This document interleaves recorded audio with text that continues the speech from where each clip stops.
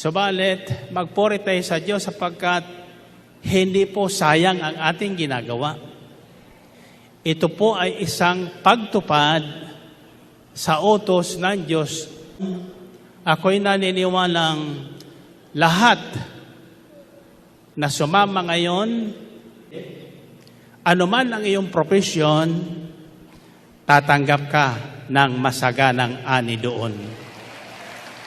Lahat ng taong sumusunod sa Kanya, nananalig at nanampalataya, at sumasama sa Kanya, iniiwan yung dating gawi sa buhay, iniiwan yung dating barkada, iniiwan yung dating negosyo na kinaabalahan niya. Ano ang bigay ni Jesus? Buhay na ganap at kasiyasiya. Purihin natin ang Panginoon. Purihin ang Diyos.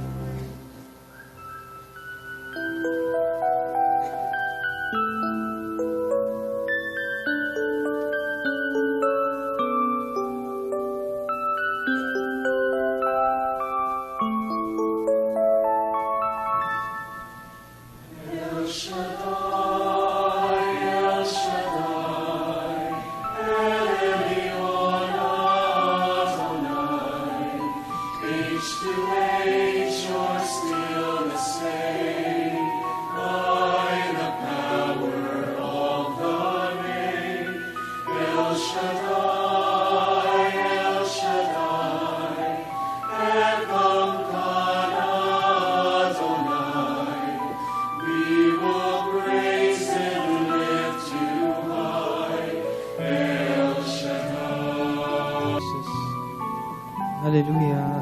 Hallelujah.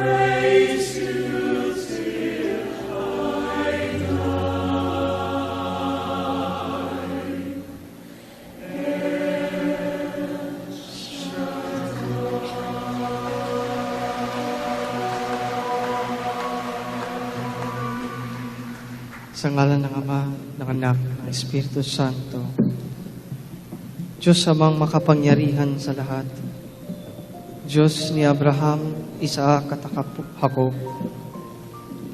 sinasamba at pinupuri ka po namin, Panginoon, at linuluwalhati ka namin.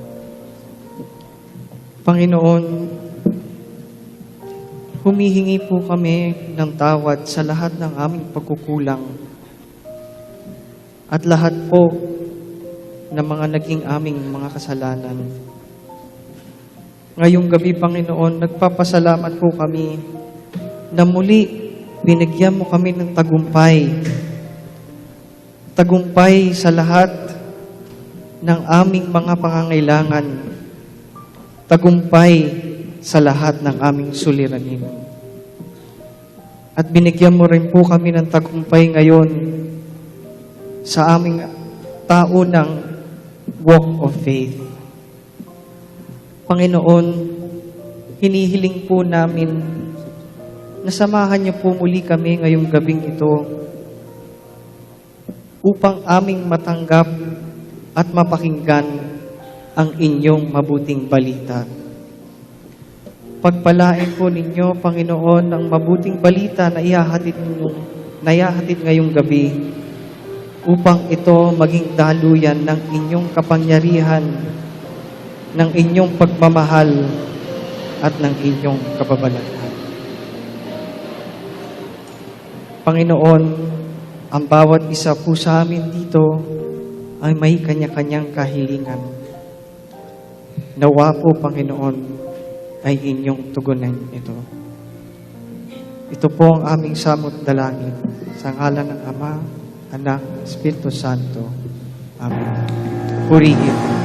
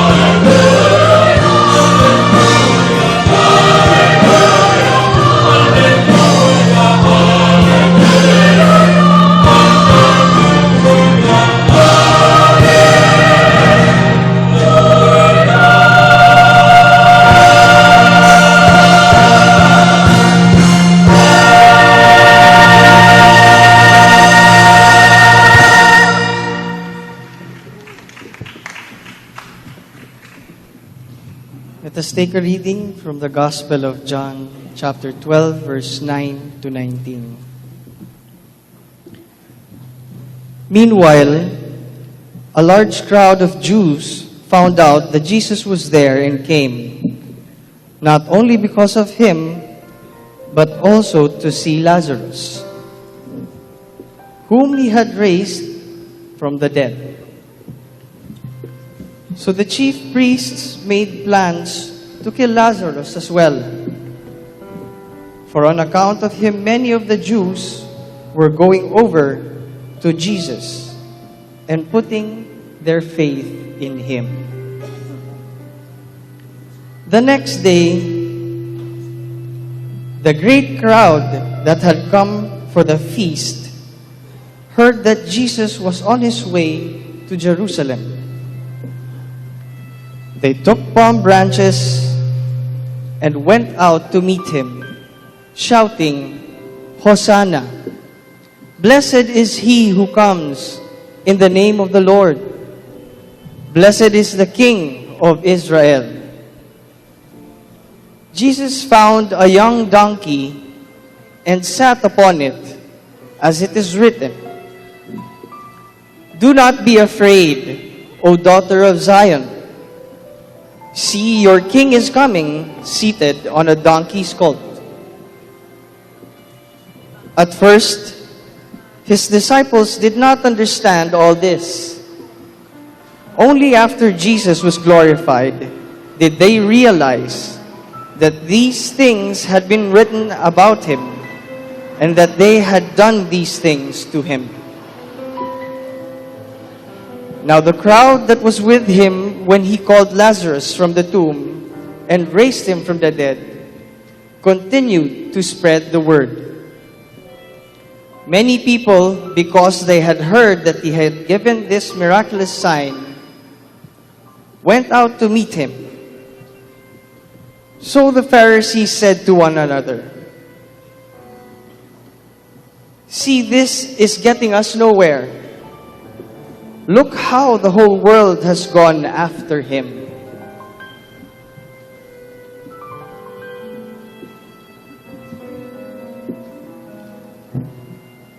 Nabalitaan ng maraming Hudyo na si Jesus ay nasa Betanya, kaya't pumaroon sila. Hindi lamang dahil sa kanya, kundi para makita si Lazaro na kanyang muling binuhay. Kaya't binalak ng mga punong saserdote na ipapatay rin si Lazaro, sapagkat dahil sa kanya'y maraming Hudyo ang humihiwalay na sa kanila at nananalig kay Jesus. Kinabukasan, nabalitaan na makapal na taong dumalo sa pista na patungo sa Jerusalem si Jesus.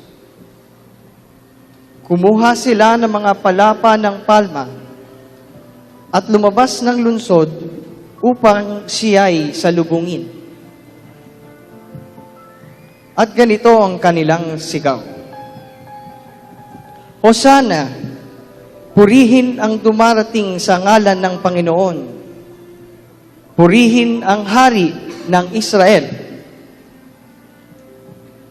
Nakita ni Jesus ang isang batang asno at sinakyan ito, gaya ng nasusulat. Huwag kang matakot, lungsod ng Zion. Masdan mo, dumarating ang iyong hari. Nakasakay sa bisirong asno. Hindi ito naunawaan noon ng kanyang mga alagad, ngunit matapos mabuhay na muli si Jesus, sa kanila naaalang ito ang sinasabi ng kasulatan tungkol sa kanya. At ganito nga ang nangyari. Ang pagbuhay ni Jesus kay Lazaro ay ipinamalita ng mga nakasaksi niyon. At ito ang dahilan kaya siya sinalubong ng gayong karaming tao. Nabalitaan nila ang ginawa niyang kababalaghan. Nag-usap-usap ang mga Pariseo. Wala na tayong magagawa. Tingnan ninyo, sumusunod sa Kanya ang lahat. Ang mabuting balita ng ating Panginoon. Let us all give thanks.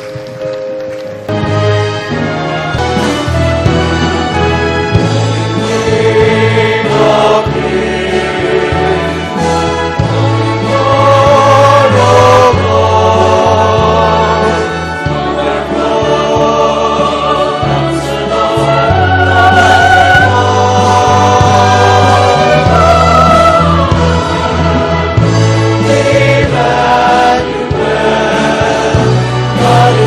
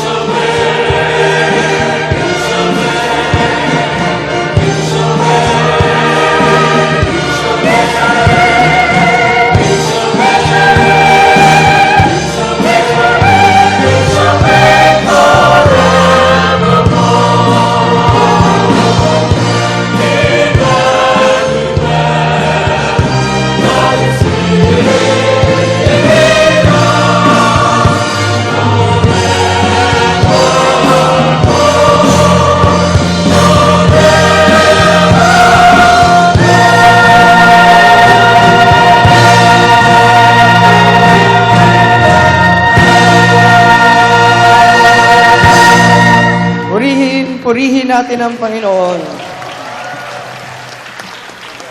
Brothers and sisters, I have good news for you.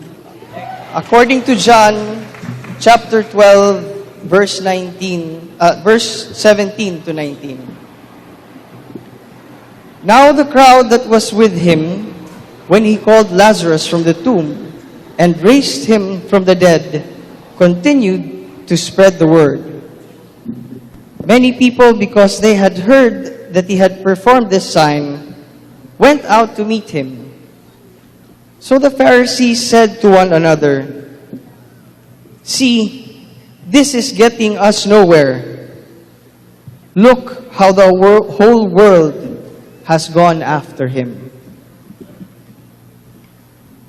Ang pagbuhay ni Jesus kay Lazaro ay ipinamalita ng mga nakakasaksi niyon. At ito ang dahilan kaya siya sinalubong ng gayong karaming tao. Nabalitaan nila ang ginawa niyang kababalaghan. Nag-usap-usap ang mga Pariseo. Wala na tayong magagawa. Tingnan ninyo, sumusunod sa Kanya ang lahat. Purihin ng Panginoon, purihin ng Diyos.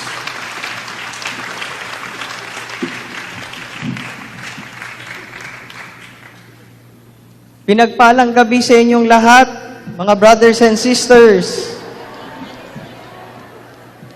Pinagpala na ba kayo? Nararamdaman nyo na ba ang tagumpay ng gabing ito? Kamusta ang walk of faith ninyo ngayong gabi? Ano? Tagumpay ba? Buhay na buhay ba? Amen. Ngayong gabi, may kwento sana ako sa inyo. Kaso lang, mahaba po ang talk ni Brother Mike. Kaya tatawagin na po natin ang ating punong lingkod, Brother Mike Z. Velarde.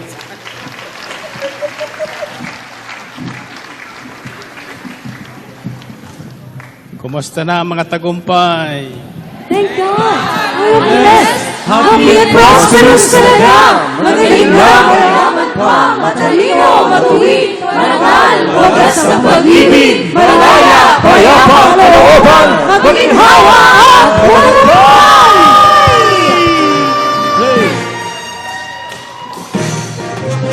Thank God I am blessed, happy and prosperous talaga. Amen. Thank God ako'y mayaman at matalino pa. Thank God. Thank God ako'y marangal at matuwid na. Thank God happy, pag-ibig ko'y wagas na. Kamusta ka na? Thank God I am blessed, happy and prosperous talaga. Thank God ako'y mayaman at matalino pa. Thank God ako'y marangal at matuwid ka. Thank God happy, pag-ibig ko'y wagas na. Bataman matanda! Bataman matanda na iba'y magkaiba. Pag narinig ba ng iyong salita, sasabihin ko ibang-iba kaysa iba. Happy and prosperous talaga. Kamusta ka na? Thank God I am blessed, Blessed na blessed. happy and prosperous talaga. Thank God ako'y mayaman at matalino pa. Thank God. Thank God ako'y marangal at matuwid na. Thank God happy, pag-ibig ko'y Pagkay El Shaddai! Pagkay El Shaddai sa kanya'y nagbigay. Anong mangyayari? Sisikligin ang parang buhay. Si El Shaddai ang sinunod ng tunay. Tsaka!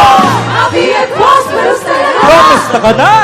Thank God I am blessed, happy and prosperous talaga. Amen. Thank God ako'y mayaman at matalino pa. Thank God. Thank God ako'y marangal at matuwid na. Thank God, happy. Pag-ibig Minsan pa pag kay El Shaddai, Shaddai sa kanya'y nagbigay. anong mangyayari? Sisiklitin ang buhay. Shaddai ang sinunod mong buhay. Happy and prosperous talaga. Kamusta ka na? Thank God I am blessed, happy and prosperous talaga. Thank God ako'y mayaman at matalino pa. Thank God. Thank God ako'y marangal at matuwid na. Thank God, happy. Pag-ibig ko'y wagas na. Kamusta ka na? Thank God I am blessed. I am blessed. Happy and prosperous talaga. Thank God ako'y mayaman At matalino pa. Thank God. Thank God ako'y marangal At matuwid na. Thank God, happy. Pag-ibig ko'y wagas na. Happy and prosperous. Happy and prosperous talaga. Happy and prosperous talaga. Thank God I am blessed. Happy and prosperous talaga. Magaling na, mayaman pa, matalino, matuwid, karangal, wagas ang pag-ibig, malaya, payapa, kalooban, maginhawa, at matagumpay! Purihin ang Panginoon. Kasang niyang kamakamay. Handa na ba kayo? Handa para sa ano? Yung lahat na handa na tumanggap ng special na himala ngayon, taas ang kamay. At sabihin nyo, Panginoon, handa na ako. Totoo? Okay. Find your partner. Find your partner.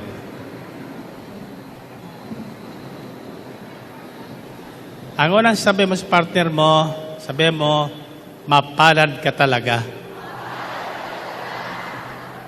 1 plus 1. Pangalawa, sapagkat nakarating ka ngayon. 1 plus 1. 3 plus 3. O ngayon, tatanungin ko kayo, bakit kayo ay tinatawag na mapalad? Ha? Mapalad kayo sapagkat nakarating kayo ngayon. Eh ano ngayon? Kung nakarating kayo. Ha? Eto, sasabihin nyo sa partner mo, mukhaan. Sabihin mo sa kanya, ha? Ngayong gabi, Jack, pagpapalain ka. Naniwala kayo doon? Malakas-lakasan nyo. Ulitin nyo nga. Okay. 1 plus 1. 3 plus 3.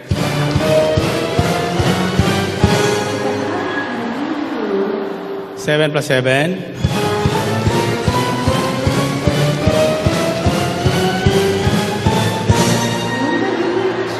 Pagpapalain ka!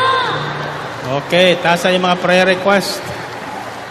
Taasan yung mga prayer request at tatanggapin na natin ang pagpapalang nakalaan sa lahat na nakarating ngayong gabi. Prayer request, bottled water, handbags, passports, etc. yung inyong palaspas, taas niyo muli. At bibigyan ko kayo ng magandang balita tungkol sa palaspas. Sabihin niyo, Panginoon, ito ang araw ng inyong pagpasok sa Jerusalem, tanda ng inyong pananagumpay kasama kaming lahat. Kaya naman kami ay witwina, taon-taon ay masigla at masayang naglalakbay.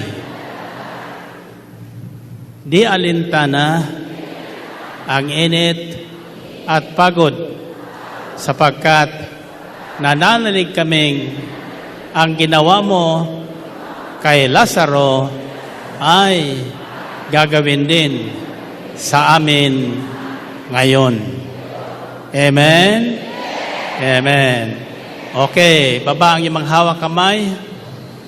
Tasan dalawang kamay at sa bilang kong 3, yuyuko ng 3 ulit.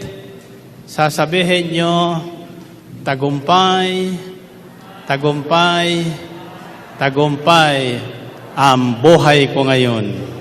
Ulitin nyo nga.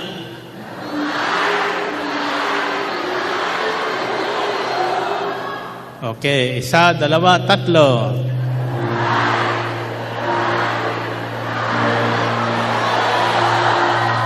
Purihin ang Panginoon. Okay, you may be seated. Una sa lahat, ibig ko pong ibahagi sa inyo ang pinakita sa akin ng Panginoon ayon sa nasusulat kung ano ang pinagbuhatan ng mga palaspas. Bakit nung araw na yon ay ang mga taong sumalubong kay Jesus ay nagsidala ng palaspas. Actually, yun po ay mga, sabi sa Tagalog, palm leaves or any fresh leaves and branches of trees available at the time. Noong araw na yon, ng pagpasok ni Jesus, ay araw ng kapistahan. Ayon sa aklat ng Leviticus, ipinag-utos po ng Panginoon na pagkatapos ng masaganang ani, ang mga tao ay magkakaroon, will celebrate. Ano ang celebrate sa Tagalog? Ha?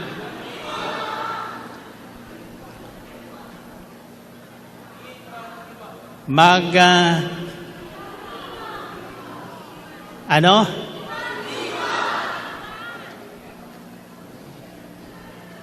Basta magkakaroon sila ng isang fiesta. And for that matter, alam nyo ho, hindi lang po isang araw ang fiestang itinakda. Ang sabi doon ay isang linggo. Isang linggo. At ang unang araw ng kapistahang yon ay walang gagawin ang tao. Mamamahinga sila. At ganun din sa ikapitong araw, mamahinga sila. Sa loob ng ilang araw, lahat sila ay maghahandog sa Panginoon ng kanilang unang ani o masaganang ani.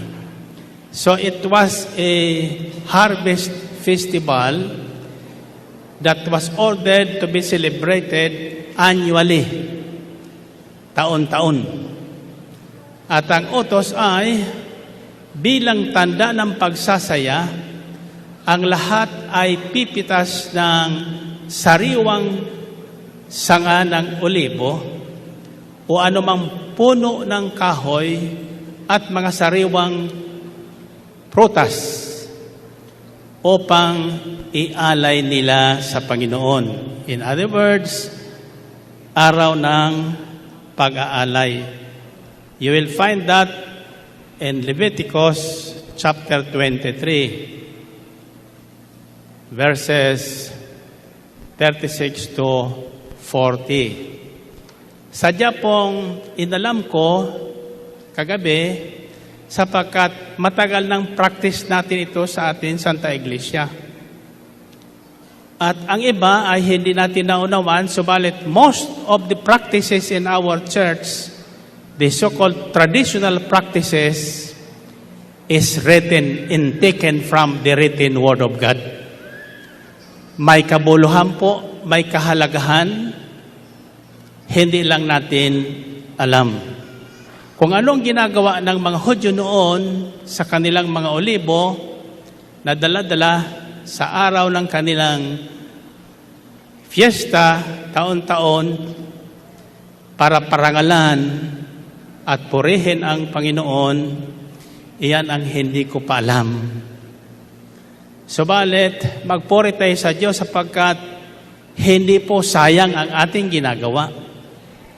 Ito po ay isang pagtupad sa utos ng Diyos na gagawin ng mga Israelita for the next generations. At tayo pong mga manampalataya kay Kristo, kabilang na doon sa mga Israelitang na pag-uutosang magtakda ng isang linggo ng paghahanda, pasasalamat, dahil sa masaganang ani na ating natanggap. Narinig na yon? And so, brothers and sisters, ito po ang magandang balita. Taon-taon, ako'y naniniwalang lahat na sumama ngayon at sasama pa sa ating taonang walk of faith na tinatawag bilang parangal sa ating Diyos na tumawag sa atin, makakaranas lagi ng masaganang ani. Pag sinabing masaganang ani, kung hindi ka man nagtatanim sa bukid, anuman ang iyong profesyon, tatanggap ka ng masaganang ani doon. Amen? Subalit, ang magandang balita po ay ito. Pakinggan nyo, Israel. Gusto nyong umuwing higit na masaya ngayon? Taas ang kamay nyo.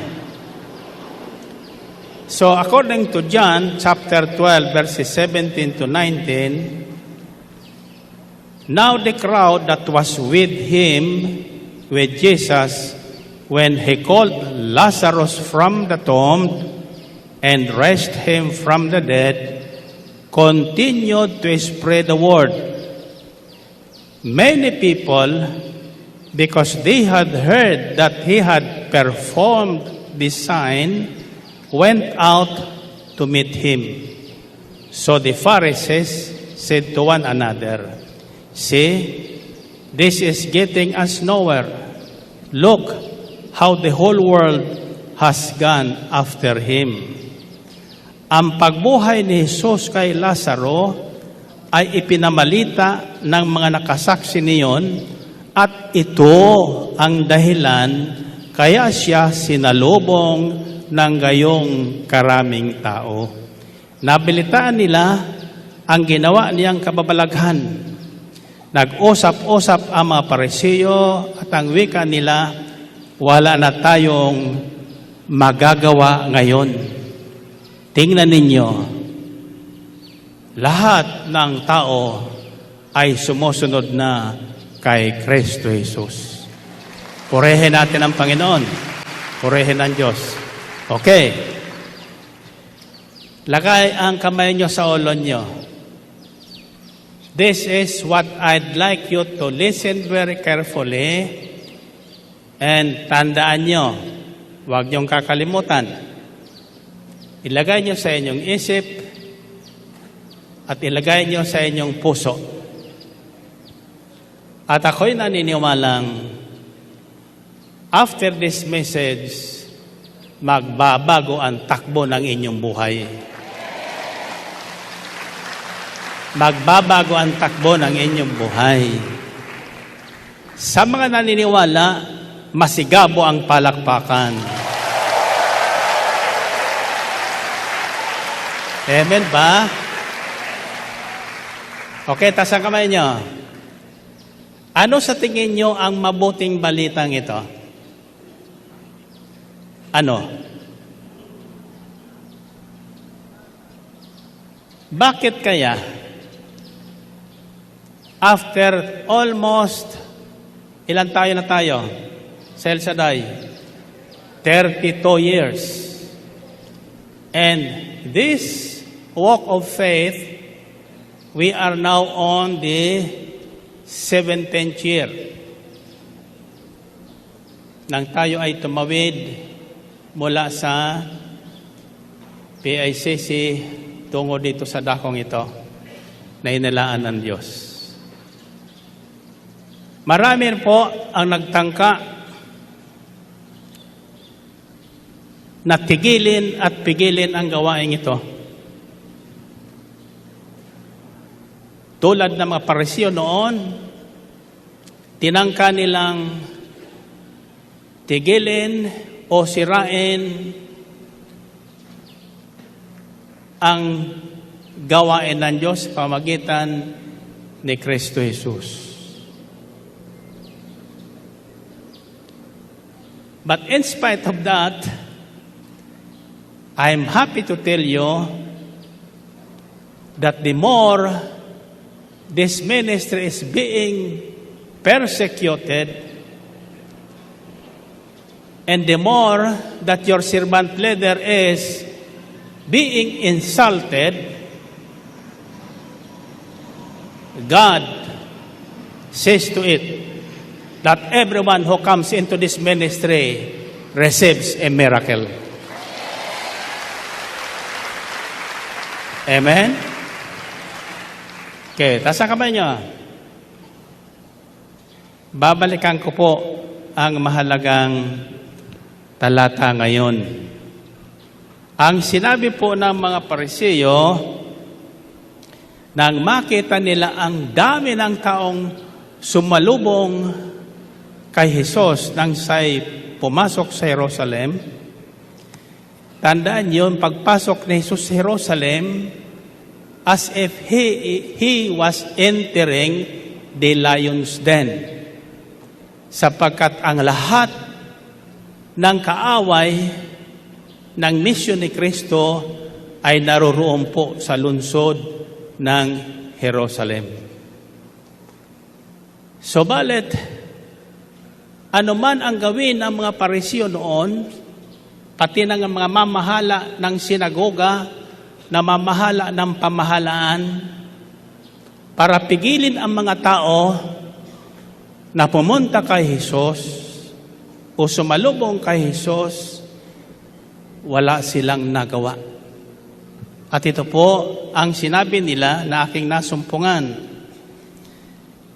Wika niya sa talatang 11, kabanatang 12 ng Juan, nabalitaan nila ang ginawa niyang kababalaghan. Nag-usap-usap ang mga Pariseo at wika nila, wala na tayong magagawa.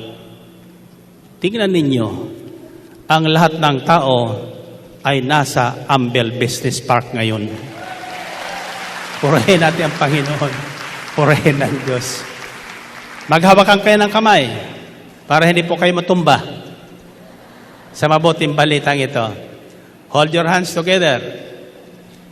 Tandaan niyo po ito. Ito po ay bagong kapahayagan sa atin ng Espiritu Santo at ako po ay natutuwa sapagkat for the last almost 2 months now, the Spirit of God is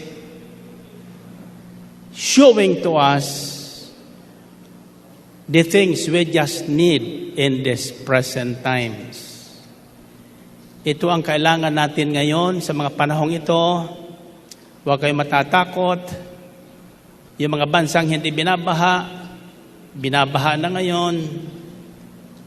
Yung bansang dati malamig, mainit na ngayon. Yung bansang dati mainit, malamig na ngayon. Nagbabago-bago na hindi tayo malaman. Subalit, patandaan nyo, ayon sa mensaheng ito, walang sino man at walang anuman na makapipigil sa plano ng Diyos.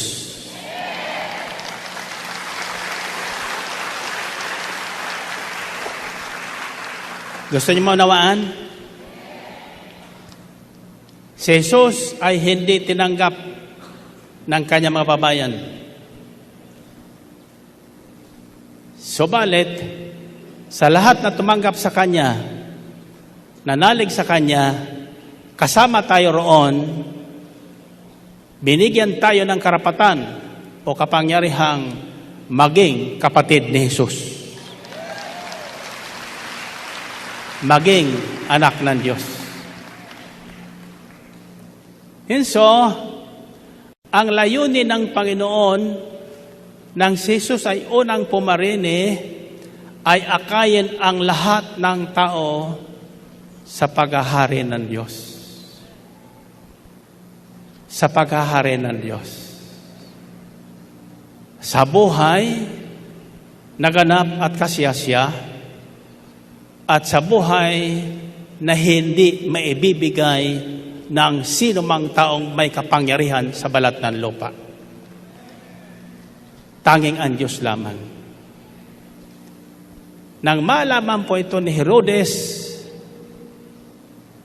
mula sa tatlong mago ng isilang si Jesus, ano ang binalak ni Herodes? Patayin ang sanggol. Siyang unang nagbalak na sugpuin o tigilin ang plano ng ating Ama na iligtas sa kasalanan ang sangkatauhan. Amen ba? Subalit, ito po ang magandang balita. Father to that. Tingnan nyo, ang Diyos po ay hindi nagbabago. Sabi sa Biblia, maganda ang plano ng Diyos sa buhay ng bawat tao. Isang planong matagumpay at may kinabukasan. Matagumpay at may kinabukasan. Amen ba? Ang planong yan mula sa simula ay hinadlangan na ng dyablo. Sinubukan ng hadlangan. Ang plano ng Diyos mula sa simula, punuin ang daigdig na ito ng tao. Punuin ang daigdig na ito ng tao. Subalit, ano ang ginawa ng kalaban ng buhay? Doon pa lang sa simula, sinira na yung plano ng Diyos. Akala niya, nagtagumpay na siya. Subalit nang mangyari po yon, ito ang sinabi ng Diyos doon sa ahas.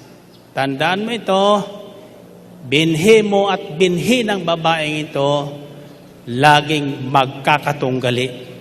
At yuyurakan ang ulo ng binhi mo ng binhi ng babaeng ito.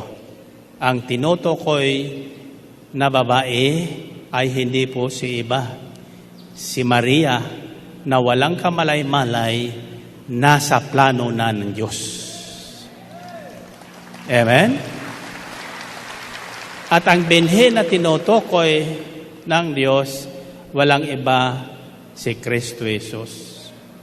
Kilanlin man siya o hindi ng kanyang kababayan, hindi po yung naging dahilan upang hindi tuloy ang plano ng Diyos na pagliligtas. buhat sa bibig ng makaaway ni Kristo, ito po ang sinabi niya at ito po ang mensahe para sa atin lahat ngayon. Nang makita nila na ang mga tao, sabi nun sa isang talata, tandaan niyo isang salita po ito, later on.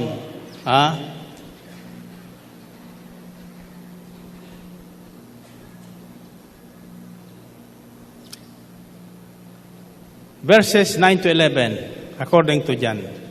Meanwhile, a large crowd of Jews found out that Jesus was there and came, not only because of him, but also to see Lazarus, whom he had raised from the dead. So the chief priests made plans to kill Lazarus as well.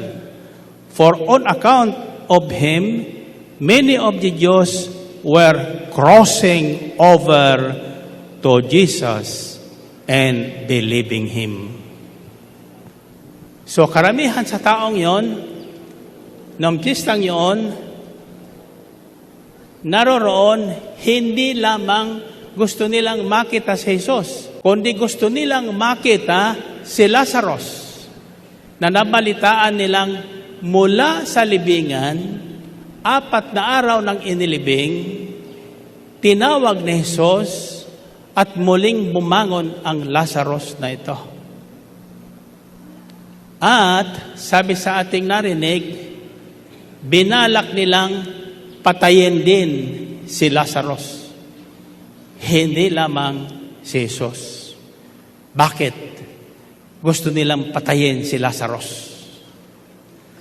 Sapagkat dahil sa muling pagkabuhay ni Lazarus, maraming tao ang nagko-cross over to Jesus. The other word was going on the side of Jesus.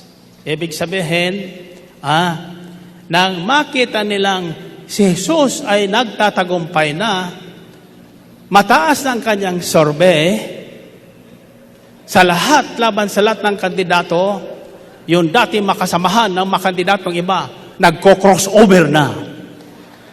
Papunta sa buhay. Purihin natin ang Panginoon. Buhay. Sabihin niyo, buhay.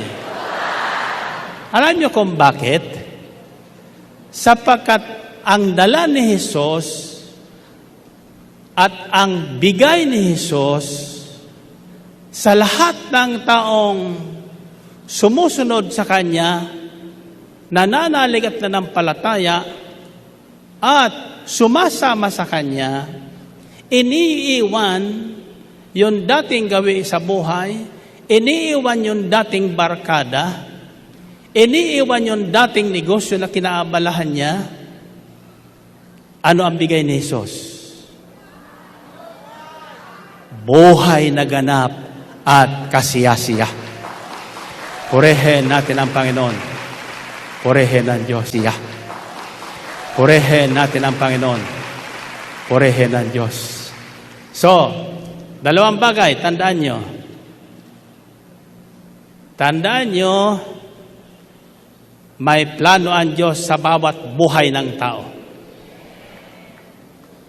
Kung ano ang plano sa akin ng Diyos,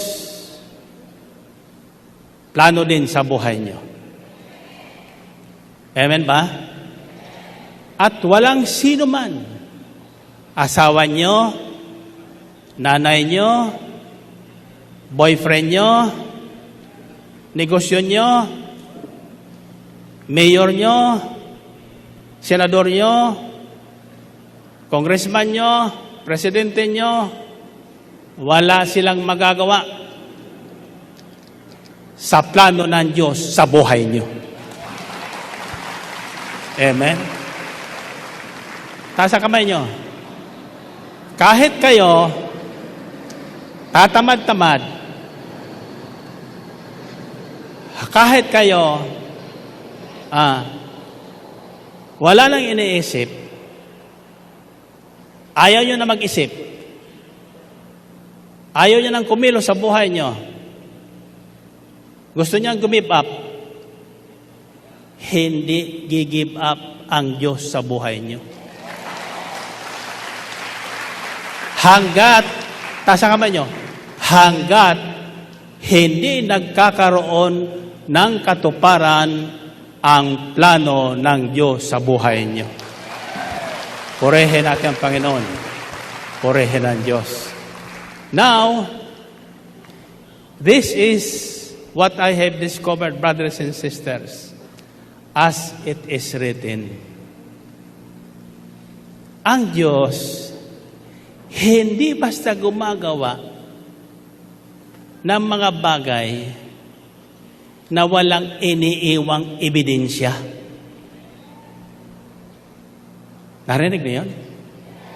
That's why the story about Jesus is not a myth or a legend. It is true. Kaya nung araw ng pagpasok niya sa Jerusalem, ang isang taong tuwa-tuwa doon, sino? Si Pilato at saka, sino isang tao doon?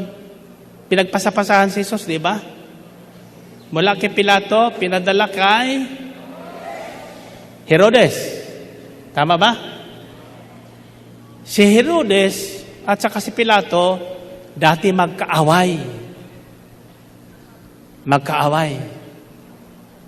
Bakit sila magkaaway? Parehas may kapangyarihan. Parehas may mataas na tungkulin. Nagsisulusan sa isa't isa. Subalit, nang dumating sa buhay niya sa buhay nila si Jesus, naging matalik na magkaibigan si Pilato at si Herodes. Nasusundan niyo ba ang mensahe? So, without our knowing it, si Jesus ay dumarating sa ating buhay para yung mga nag-aaway-away na asawa, mag-asawa, mag-anak, magkaibigan ay kanyang pagkasunduin. Purihin natin ang Panginoon. Purihin ang Diyos.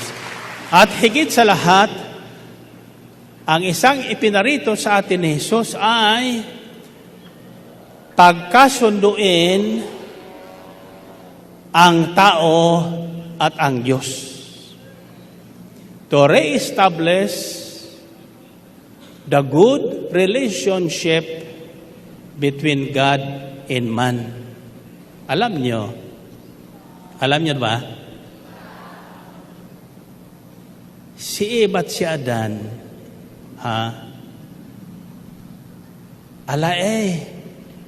nung hindi pa gumagawa ng salungat doon sa kalooban ng Diyos, relax na relax. Wala silang trabaho. Wala silang hanap buhay. Ang lahat na gumagawa at naghahanda ng kanilang kailangan ay ang Diyos. Ang Diyos. Almusal nila, tanghalian, hapunan, tutulugan. Walang problema yung dalawa. Araw-araw, naririnig nila, kinakausap sila ng Diyos. Naririnig nila yung yapak ng Diyos sa halamanan at naririnig nila yung tinig ng Diyos. Tinatawag sila sa kanya-kanyang pangalan. Nasundan nyo? Ang tanong ko ay, noong panahong yon, marunong bang manalangin si Eva at si Adan? Nanalangin ba sa tingin nyo si Eva at si Adan? Kahit nung nagkasala na? Hindi. Hindi kailangan manalangin ni Eva at ni Adan sapagkat ang Diyos na mismo ang kumakausap sa kanila. At wala silang pagkukulang. Kung babasahin nyo ang aklat ng paglikha, nagsimula lamang manalangin ang tao sa panahon na, anong pangalan yon? Panahon na siguro ni Enoch, salin-salin lahi na. Saka lang natutong tumawag ang tao sa Diyos. Bakit na sila tumatawag sa Diyos? Bakit? Sapagkat dahil sa kasalanang nagawa, palayo ng palayo sa kanila ang Diyos. O dili kaya, ang tao ay napalayo ng napalayo sa Diyos. Pero hindi nangangahulugan na nakalimutan na ang tao ng Diyos. Gaano man karami ang ating kasalanan, hindi tayo nakakalimutan ng ating Diyos. Tatandaan yan. Naniniwala ba kayo roon? Oh. Kaya nagplano ang Diyos na ibalik ang dating personal, malapit na ugnayan ng tao at ng Diyos. Nakikinig kayo? Okay. Ako'y natutuwa sapagkat ako'y naniniwalang naririto kayo ngayon at higit tayo mas marami ngayon kaysa nakaraang taon. Alam niyo kung bakit? Sapagkat ako'y naniniwalang kung ano ang naranasan ng mga Hudyo noon sa panahon ng si Jesus ay narito sa lupa, ay nararanasan din natin ngayon. Purihin natin ang Panginoon. Purihin ang Diyos. And so, many people, because of the testimony of Lazarus, dahil sa kwento tungkol sa muling pagkabuhay ni Lazaro, nagkwento po ay hindi na po si Lazaro. Ang nagkukwento po ay yung mga taong kasama ni Maria at Marta noong araw ng tawagin ni Jesus mula sa patay si Lazarus tungo sa buhay. Sila na ang nagbabalita. Noong una, hindi mapaniwalaan noong mga nakaririnig. Tulad ngayon, hindi sa maniwala ang maraming tao na may himalang nagagawa ang Diyos sa gawaing ito. Amen? Bakit nga ba maraming tao ang lumipat kay Jesus? Sumunod kay Jesus? Tulad ngayon, bakit nga ba maraming tao ang patuloy na lumilipat sa gawain ito at pabalik-balik sa gawain ito? Dahil ba sa gwapo si Brother Mike? Hindi, pero totoo naman yun. Hindi ba? Hindi. Dahil ako'y naniniwalang bawat isa sa inyo pinaghimalaan ng Diyos. Purihin natin ang Panginoon. Purihin ang Diyos. So, there are a few things I'd like you to remember. Alam mo itong aking anak na itong bunso, magaling ito gumawa ng excuse. Sa halip na siya ay magkwento sa inyo, magbahagi sa inyo, sinabi na lang, mahaba ang healing message. Kaya pagbibigyan ko na ang daddy ko. Amen ba? Mas matalino sa akin yan eh.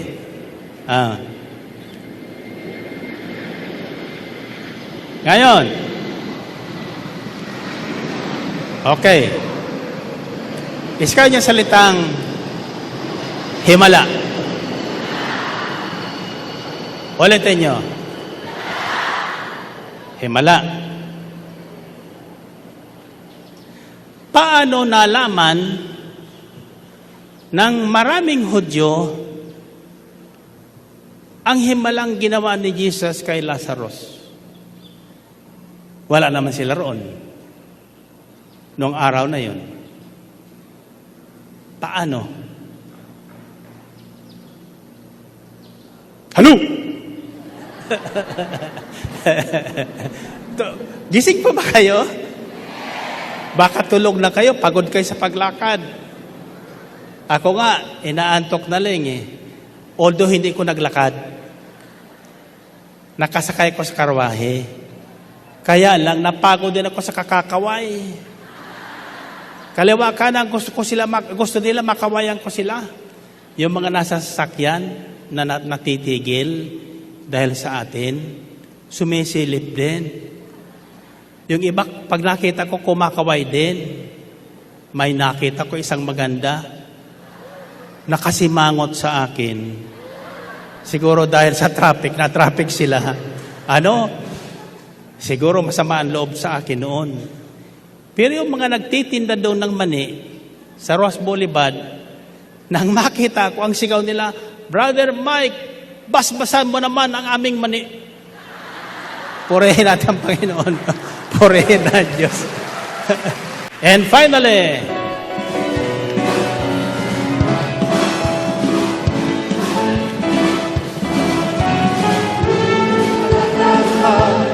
ang aking nadarama sa tuwing ako'y nakikinig ng banal na salita.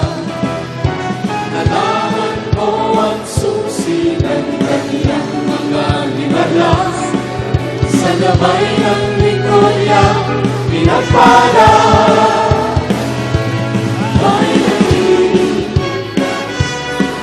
Ako ngayon'y may bagong buhay, finally. Ako ngayon ay pinagpala, finally. Ako ngayon ay tagumpay, finally. Yes! Finally. Ang buhay ko ngayon, Ang buhay ko ngayon, siksik-lig-lig ng biyaya. Kung may pagsubok pa, ay hindi alintana. Ako'y punong-puno ng pag-asa at kalakasan sa pagtahak sa landas ng kabanalan. finally, Finally, ako ngayon malaya na. ako ngayon'y malaya na. Finally, Ako ngayon mayaman na. ako ngayon'y mayaman na. Finally, Ako ngayon ay magaling na. ako ngayon ay magaling na. Finally, yes! Finally, And finally, finally, ngayon may bagong buhay. ako ngayon may bagong buhay. Finally, ako ngayon ay pinagpala. Finally,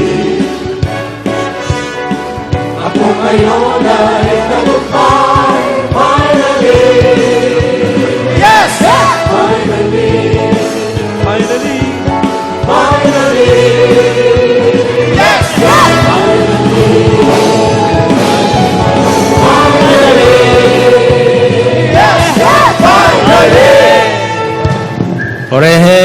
purihin ang Panginoon.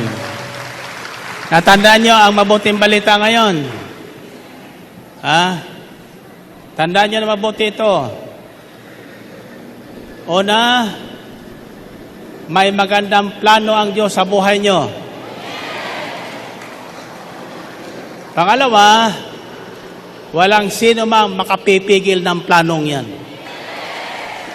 Amen ba? Okay. Pangatlo, tandaan nyo, ang himala na kalaan para sa inyo, nasa sa inyo na. Nasa sa inyo na. Gusto nyo malaman? Paano nyo madidescribe yan? Taas ang kamay nyo. Sa kamay nyo. Tuturo ko na sa inyo. Hindi kasi nagbabasa kayo ng Biblia eh. It is found in Ephesians 3:20. Ito pa nasusulat doon. Basahin nyo na lang sa bahay pagdating nyo doon.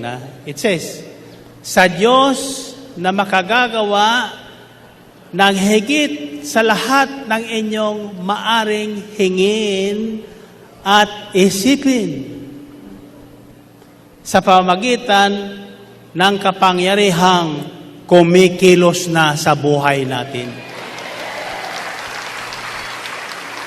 Narinig niyo yon? Sa kamay niyo, sa kamay niyo. May dalawang kapangyarihan pong nagpapaikot ng buhay ng tao. Ha?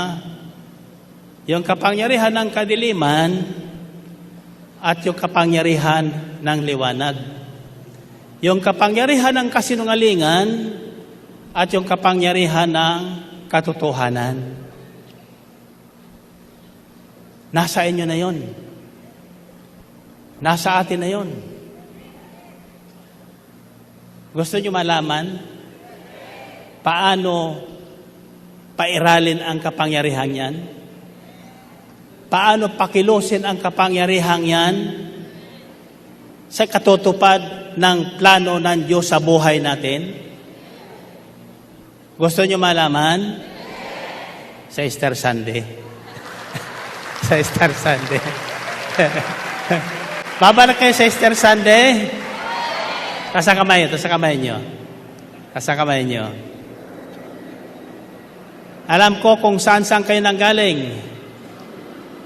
Bago ko pumasok, lumabas dito, may magaling sa Baguio. O kayo galing sa Baguio. Yan. Galing pa sa malalayong lugar. Lahat na hindi nakarating dito ngayon, anyayahan nyo sa Easter Sunday. Ha? Sabihin nyo na ang totoo.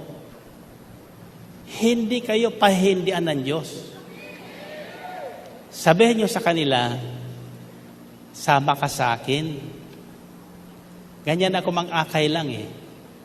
Pagkatapos ngitian mo. Ha? Huwag mo sasabihin kung saan ka pupunta.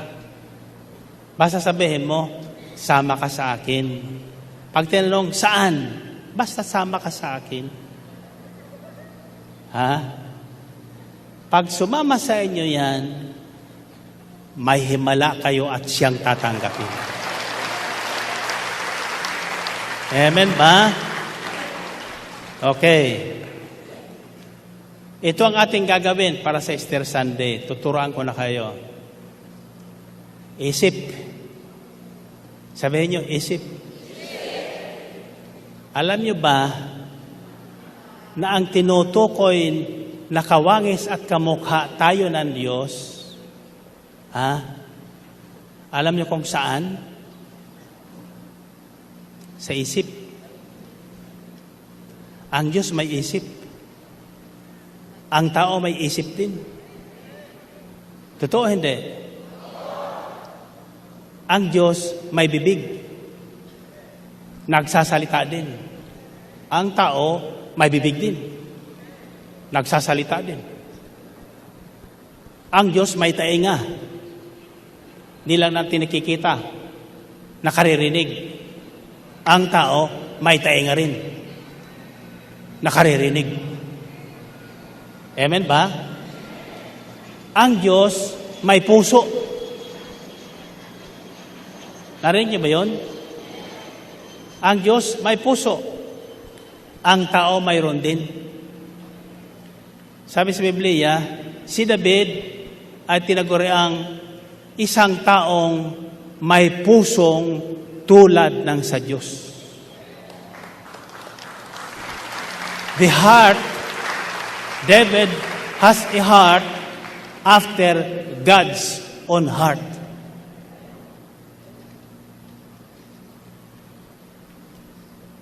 Dahil may puso ang Diyos, marunong makiramdam ang Diyos. Matindi, magmahal ang Diyos. O hindi ba ang tao, matindi di magmahal? Kapag tayo ay natutong magmahal tulad ng sa Diyos, kahit hindi ka mahalin ang minamahal mo, hindi mo siya iiwan. Amen? Kasa kamay nyo. At hindi na magtatagal, kahit hindi ka naman ligaw, ang Diyos ang manliligaw sa'yo. Siya na ang magmamahal sa'yo. Kasa kamay nyo. Kasa kamay nyo. Ang tinuturo ko sa inyo, naranasan ko po yan. Binahagi ko sa inyo, ito pa yung totoo. Kaya ako'y naniniwalang lahat kayong tinawag ng Diyos sa gawain ito at hindi natakot sa insulto ng iba, sino man kayo sa lipunan, dito sa El Shaddai, pantay-pantay tayo. Pantay-pantay tayo. At ako'y naniniwalang pag-uwi nyo ngayon, mag-aapoy ang inyong tahanan. Masusunog. Hindi ng apoy, kundi ng kapangyarihan ng Espiritu Santo. Amen ba? Tasa kamay nyo. At kung paanong si Brother Mike ay nalasing, hindi ng alak, kundi ng pag-ibig at kapangyarihan ng Espiritu Santo, kayong lahat malalasing din. Kayong lahat malalasing. Tasa kamay nyo. Ito, siguradong tatalong kayo ng 7 pag sinabi ko. Alam nyo kung bakit? Kailangan lang umayong kayo sa akin. Kung anong naisip ko, maiisip nyo rin. Pag sinabi ko, at tumalong kayo ng 7, mararanasan nyo. Amen ba? Tasa kamay, tasa kamay, tasa kamay. Tandaan nyo ito. Ito ang araw na linaan ng Diyos para tayong lahat ay higit na maging matalino kaysa ahas.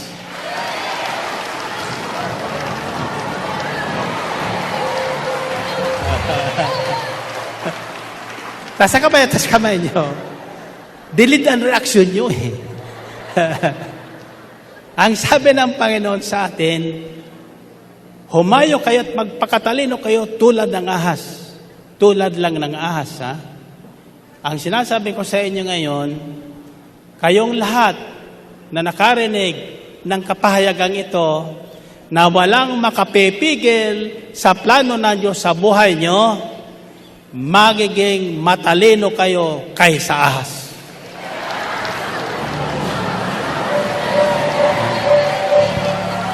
Okay, tasa kamay. In other words, bago dumating ang Easter Sunday, malalaman nyo kung ano ang plano ng Diyos sa buhay nyo. Amen ba? Okay. Tasa kamay. Sabihin nyo, O Diyos, ni Abraham, ni Jacob, na Isaac, at ng Mahodyo, ako po ay nananalig at nampalataya na ang plano mo sa buhay ko magkaka-totoo. Magkaka-totoo. Ulitin nyo. Okay. Lagay ang kamay niyo sa dibdib nyo. Sabi nyo, secret. Okay. Ilagay nyo sa puso nyo ang sekretong ito. Ituturo ko sa inyo, ha. Ito po ang sekretong taglay ko. Babahagi ko sa inyo. Ang pananampalataya ko, simple po. Hindi po complicated. Basta ako naniniwalang totoong may Diyos. Pangalawa, ako'y naniniwalang alam ng Diyos ang kailangan ko. Pangatlo, alam ng Diyos na gwapo ako. Diba? Oh. Totoo hindi? Paano ko nalaman yan doon? Madilim na. Sa dinaanan ko dyan. Oy, sabi ng isa doon sa restaurant. Oy, si Brother Mike yun ha. Gwapo talaga. Madilim yun eh. Madilim yun eh, di ba? Hallelujah.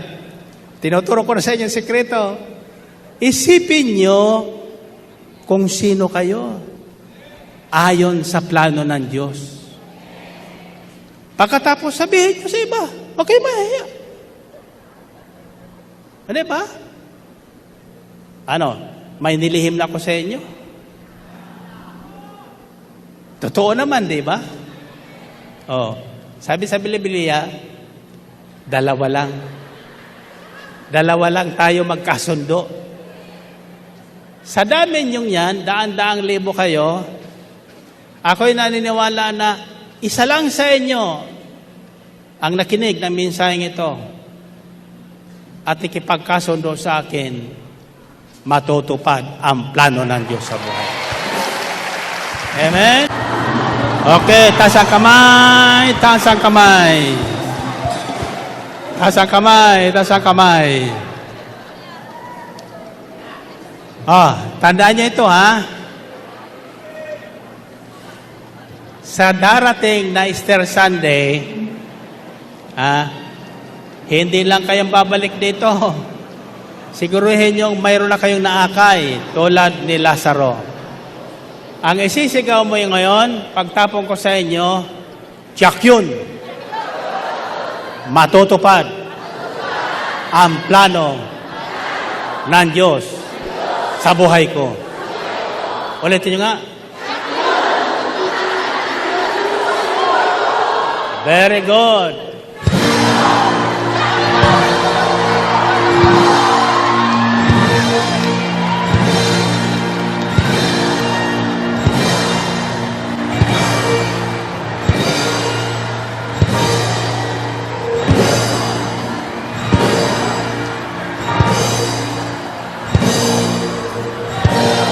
God bless you. See you on Easter Sunday.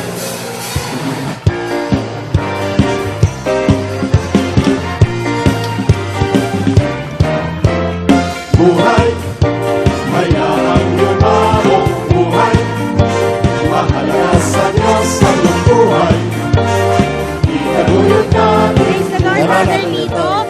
Isa na naman pong matagumpay na gawain ng Panginoon ang ating pong nasaksihan. Amen. At tunay nga nalaman natin na walang sino mang makapibigil sa plano ng Diyos sa buhay natin. Amen. At tsak yun, Yak yun. matutupad ang plano ng Diyos sa buhay ko. Amen. Ako rin, matutupad ang buhay ng plano na Diyos sa buhay ko. Praise the Lord. Pansamantala pong nagpapaalam sa inyong lahat. Ito po inyong kapatid, Sister Werlyn Dorado. God bless us all encounter. Blessings. Bye-bye po. Ito rin yung kapatid, kapatid partner, Brother Lito Rosanto. God bless us all. More power to Yahweh Shaddai. Mahalaga sa